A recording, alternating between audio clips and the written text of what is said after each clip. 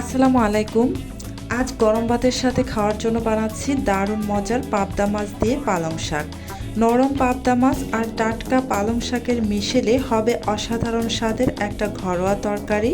খুব সহজ উপায়ে কম সময়ে তৈরি হবে এই রেসিপি। চলুন শুরু করি আজকের রান্না। প্রথমে চুলায় একটা প্যানের মধ্যে দিয়ে দিলাম পর্যাপ্ত পরিমাণে সরিষার তেল। তেলটা গরম হয়ে গিয়েছে, এখন আমি এখানে দিয়ে দিচ্ছি মিডিয়াম সাইজের 2টি পেঁয়াজ কুচি।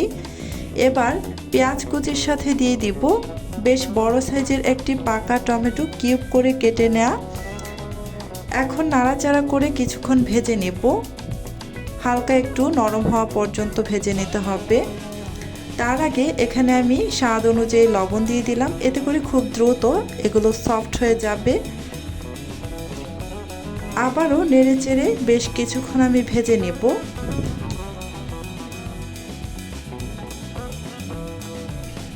নরম হওয়া পর্যন্ত আমি ভেজে নিয়েছি। এবার দিয়ে দিচ্ছি হাফ চা চামচ পরিমাণ মরিচের গুঁড়া, হাফ চা চামচ পরিমাণ হলুদের গুঁড়া, আর দিয়ে দিচ্ছি হাফ চা চামচ পরিমাণ জিরার গুঁড়া।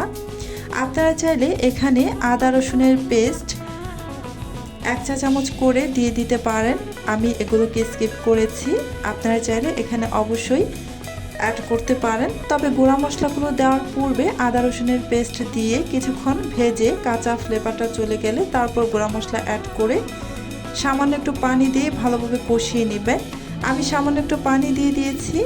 এবার নাড়াচাড়া করে মিশিয়ে নিয়ে ভালোভাবে কষিয়ে নিব।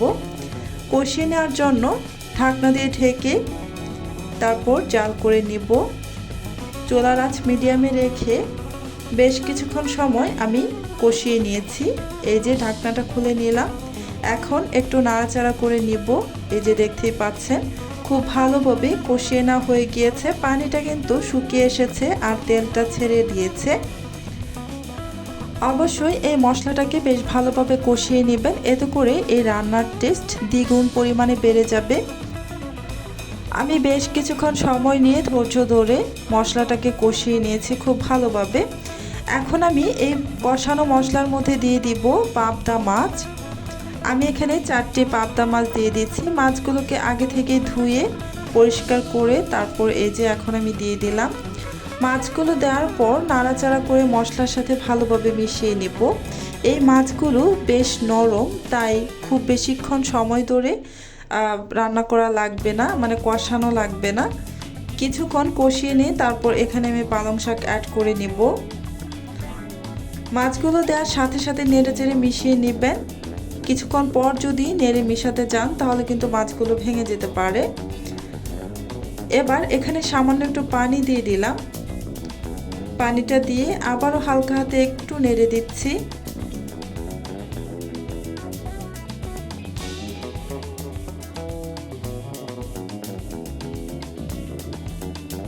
এবার উপর থেকে আমি পালং শাক দিয়ে দিচ্ছি।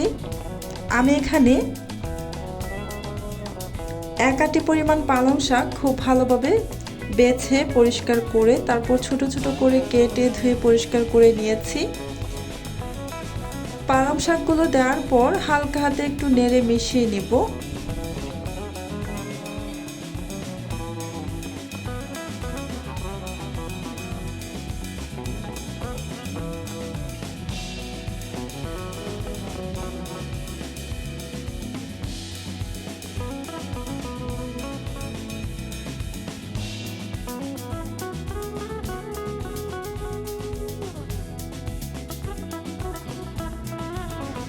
হালকা হাতে নেড়ে মিশিয়ে নিয়েছি। এবার ঢাকনা দিয়ে ঢেকে প্রায় 5 থেকে 7 মিনিটের মতো আমি রান্না করে নিব। এর মধ্যেই রান্নাটা আমার হয়ে যাবে। এই যে 5 থেকে 7 মিনিটের মতো আমি রান্না করে নিয়েছি, ঢাকনাটা খুলে নিলাম, দেখতে পেয়েছেন রান্নাটা আমার হয়ে গিয়েছে। খুব বেশি সময় লাগে না এই রেসিপিটা করার জন্য। এই ছিল আজকের রেসিপি পাবদা মাছ দিয়ে পালং শাকের দারুণ মজার ঘরোয়া তরকারি। গরম ভাতের সাথে পরিবেশন করলে স্বাদটা সত্যি অন্যরকম লাগে। নরম পাবদা মাছ আর পালং শাকের মিশ্রণ একেবারে পারফেক্ট। আমার আজকের এই রেসিপিটা যদি আপনাদের কাছে ভালো লেগে থাকে তাহলে আমার চ্যানেলটি সাবস্ক্রাইব করে পাশে থাকা বেল আইকনটি প্রেস করে রাখবেন। আল্লাহ হাফেজ।